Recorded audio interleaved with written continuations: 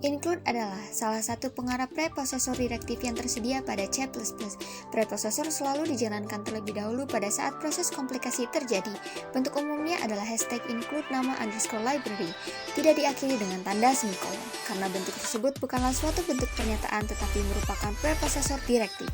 Baris tersebut menginstruksikan kepada compiler yang menginstruksikan file lain, dalam hal ini file yang berakhiran .h atau file header, yaitu file yang berisi daftar pustaka sebagai deklarasi. Hashtag include iostream.h diperlukan pada program yang melibatkan objek cout. Hashtag include conio.h diperlukan bila melibatkan clr scr, yaitu perintah untuk membersihkan layar. Include iomanip.h diperlukan bila melibatkan set yang bermanfaat untuk mengatur lebar dari suatu tampilan data. Using namespace digunakan untuk mendeklarasikan atau memberitahukan kepada compiler bahwa kita akan menggunakan semua fungsi or class or file yang terdapat dalam namespace. Pada C++ library umumnya disimpan dalam namespace seperti perintah cin dan cout. Nah, jadi jika kamu tidak menggunakan namespace std, maka cout dan cin tidak dapat dikenali, kecuali di depannya terdapat sintak. Karena cout dan cin terdapat dalam namespace std. Kebayang dong betapa ribetnya kalau kita nggak pakai using namespace. Bisa ditulis berkali-kali dan ini sangat tidak efektif. Sedikit materi pengenalan tentang pemrograman di Dev C++. Selanjutnya kita akan membuat program untuk menghitung gaji pegawai.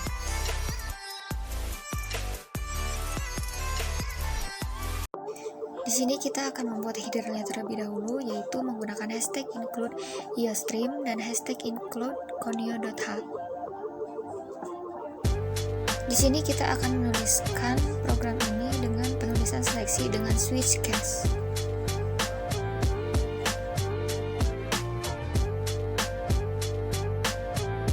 Kita tuliskan char nama,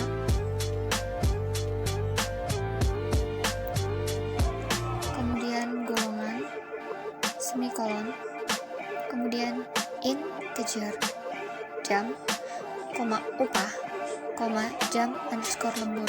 Kenapa kita pakai underscore? Karena tidak boleh menggunakan spasi. Jadi kita menggunakan bantuan underscore, bisa juga tanpa menggunakan spasi. Kemudian ada char jawab semikolon. Main dalam kurung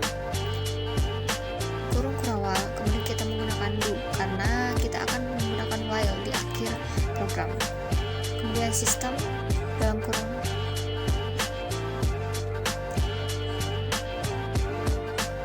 semikolon. Kemudian cout. Di sini kita akan menghitung gaji pegawai. Menghitung gaji pegawai.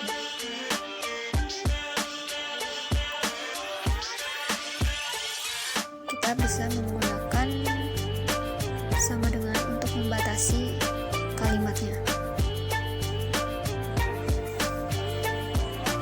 Kemudian cout nama pegawai. Nama pegawainya nanti siapa? Kemudian cin nya itu .getLine.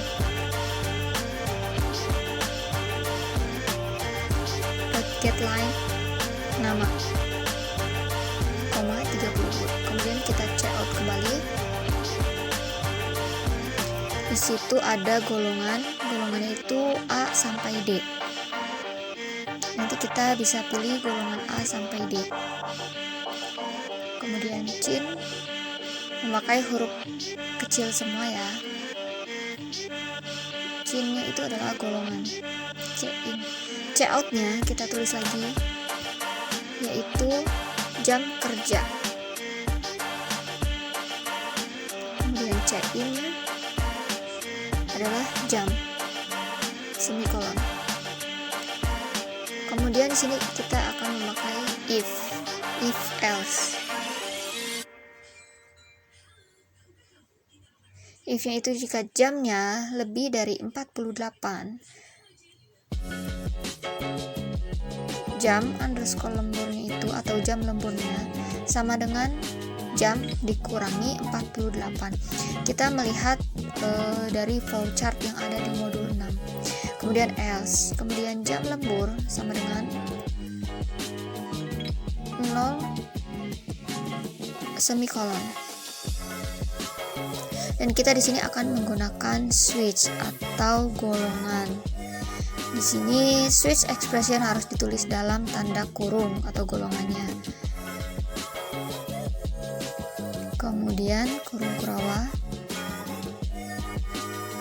case. Nah, jika case ditemukan, maka eksekusi dimulai dari case tersebut sampai ditemukannya break.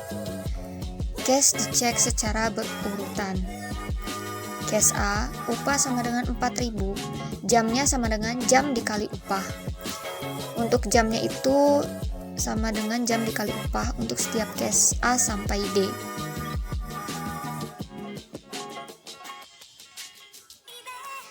Ini adalah bentuk umum dari penulisan seleksi dengan menggunakan switch case, di mana case value 1, kemudian titik 2, kemudian statementnya, kemudian break, kemudian lanjut ke case selanjutnya.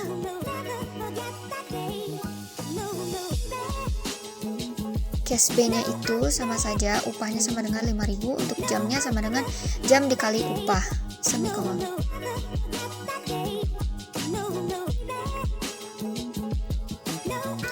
Di sini karakter switch case adalah perintah switch akan menyeleksi kondisi yang diberikan dan kemudian membandingkan hasilnya dengan konstanta-konstanta yang berada di case.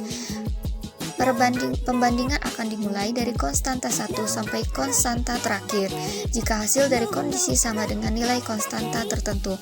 Misalnya konstanta 1, maka pernyataan 1 akan dijalankan sampai ditemukannya break. Jadi kita sudah selesai menggunakan switchnya, sudah break dari case D. Kemudian kita check out untuk gaji pegawai per minggu.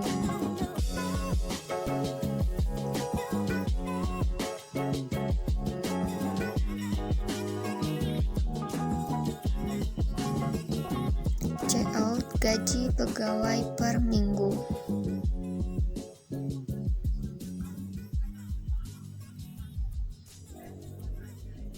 And line. Kemudian check out lagi, tapi untuk lebih rapi, sebentar, untuk lebih rapi kita hapus saja dan copy yang atasnya itu sebagai pembatas kalimatnya. Kita paste, sudah. Kemudian kita tuliskan lagi check out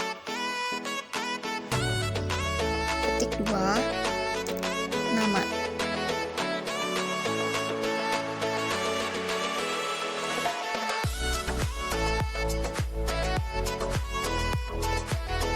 Kemudian check out lagi jam, kita tuliskan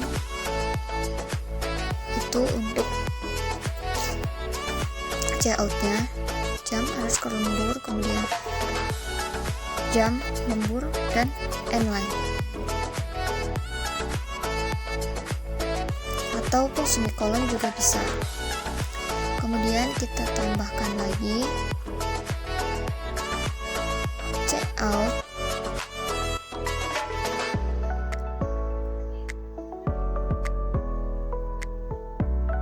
gaji, kita tambahkan dulu ketik 2-nya, gaji golongan, gaji golongan.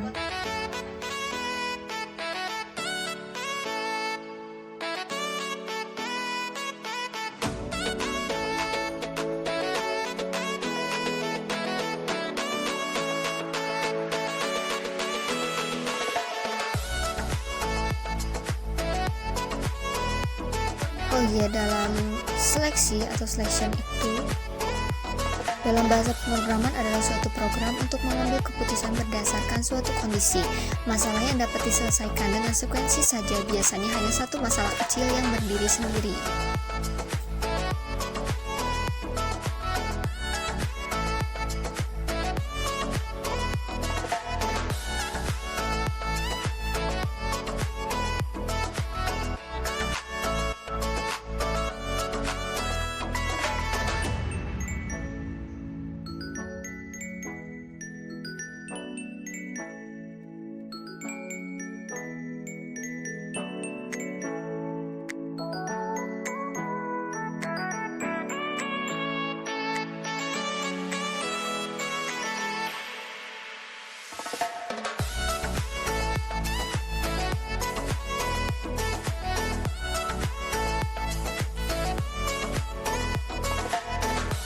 ini adalah checkout, di mana nanti kita akan diberi sebuah pilihan apakah Anda ingin mengulang lagi, yes or no, seperti itu.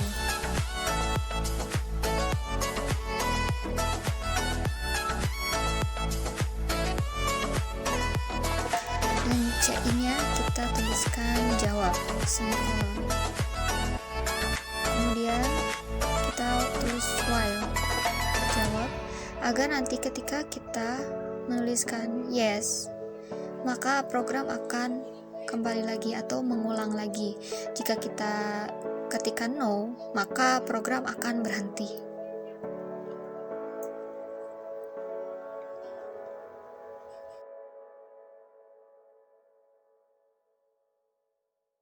Sesudah itu kita langsung saja tekan F11, kemudian kita beri nama filenya terlebih dahulu. Di sini saya akan memberikan filenya itu itu modul 6 new. Sini kita tunggu saja.